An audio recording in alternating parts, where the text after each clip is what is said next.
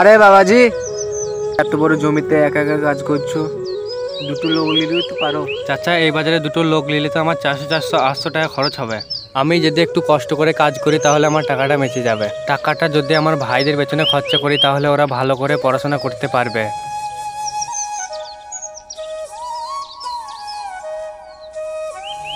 বড় ভাই। কিরে ভাই, তোরা এখানে?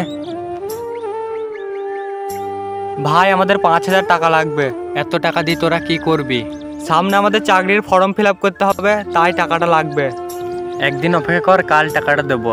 তোরা টাকার জন্য একদম পিছাবি না। আমার যত কষ্ট হোক তোদের সব আশা পূরণ করব। তোদের নিয়ে আমার অনেক আশা আছে। আমরা তোমার স্বপ্ন পূরণ করব।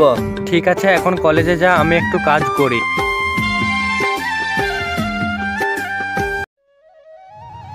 কি রে বন্ধু? আরে বন্ধু হাসিবুল, তুই এখানে বাড়ি কবে আসলি? হ্যাঁ, আজই বাড়ি আসলাম আর তোর সঙ্গে দেখা করতে আসলাম। তা আয় একটু ঘুরে আসি। চো তাইলে ওই দোকানটাই বসি গা। চো তাহলে বসি গা।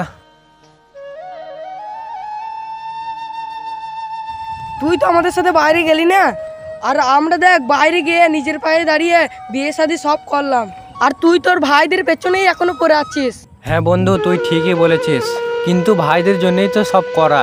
তুই তো ভাইদের জন্যই সব করছিস, ভাইরা তোকে যেন আবার রাস্তায় বসায় না দেখিস। বন্ধু তাহলে আমি আসছি এখন। বেশ ঠিক আছে, তাহলে তুই যা।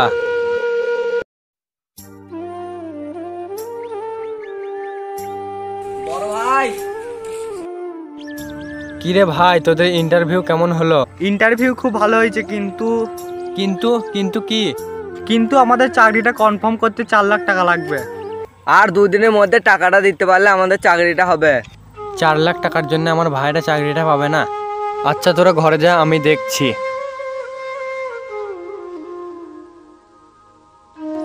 ভাই দেখেছিস, আজ আমাদের বাবা বেঁচে নাই বলে আমরা টাকাটা ম্যানেজ করতে পারছি না। হ্যাঁ, তুই ঠিকই বলেছিস।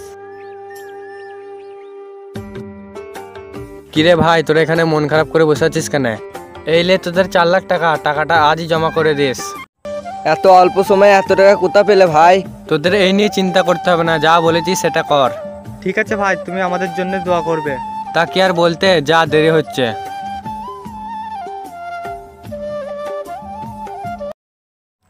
রোহিত, ও রোহিত ভাই। আরে ভাইজান, আপনারা আসুন আসুন, ঘরে এসে বসুন। না না, বসবো না, মোড়ল সাহেব টাকার জন্য পাঠিয়েছে, টাকাগুলো দাও। কিন্তু ভাইজান, আমার কাছে তো এত টাকা নেই, আমাকে 15 দিনের সময় দিন, সব টাকা ব্যবস্থা করে দেবো। আচ্ছা, মোড়ল সাহেবকে গিয়ে বলছি, আর 15 দিনের বেশি যেন না হয়। চ চ। এতগুলো টাকা মাত্র 15 দিনে কিভাবে ব্যবস্থা করব? ভাই আলাউদ্দিন, রিয়াজ, তোদের ঘরে একটা কথা বলার ছিল। হ্যাঁ ভাই, বলো। ভাই, তোদের চাকরির জন্য যেই 4 লাখ টাকা নিয়ে এসেছিলাম বাড়ি বন্ধক দিয়ে, মোড়ল সাহেব আমার বাড়িটা বন্ধক রেখে আমাকে 4 লাখ টাকা দিন। তুমি এত টাকা দিয়ে কি করবে? আমার ভাইদের চাকরির জন্য টাকা লাগবে। তোমাকে কি টাকা দিলে তুমি সময়ের মতন শোধ করতে পারবে? হ্যাঁ মোড়ল সাহেব, পারবো। আমার ভাইরা চাকরিটা পেলে তখন তো অনেক টাকা ইনকাম করবে, তখন টাকাটা শোধ করে দেবো। আচ্ছা, তোমাকে আমি 1 বছর সময় দেবো। তুমি সময় মতন টাকাটা না দিতে পারলে বাড়িটা আমার হয়ে যাবে। তুমি কাগজে সই করে টাকাটা নিয়ে যেও। হ্যাঁ আচ্ছা ঠিক আছে মোড়ল সাহেব।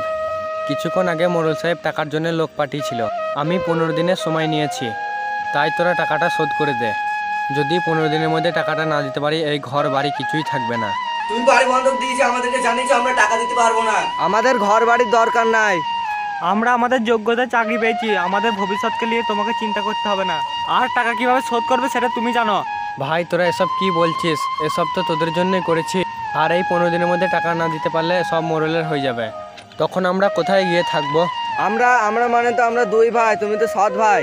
আমাদের চিন্তা তোমাকে করতে হবে না, তুমি তোমার চিন্তা করো। কি বলছিস? আমি তোদের সৎ ভাই?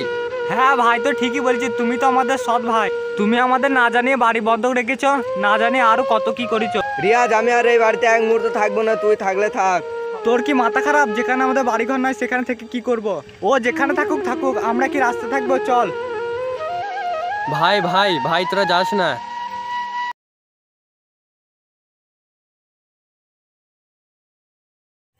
রোহিত ভাই, টাকা রেডি করেছো? না ভাইজান, ভাইজান থাক, তোমার আর কোনো কথা শুনতে চাই না। চুক্তি অনুযায়ী আজ থেকে এই বাড়ি মোড়ল সাহেবের। তুমি মোড়ল সাহেবের বাড়ি থেকে বের হয়ে যাও। ভাইজান, এই বাড়ি থেকে চলে গেলে আমি কোথায় গিয়ে থাকবো? অত শত জানি না, মোড়ল সাহেবের অর্ডার বাড়ি থেকে চলে যাও।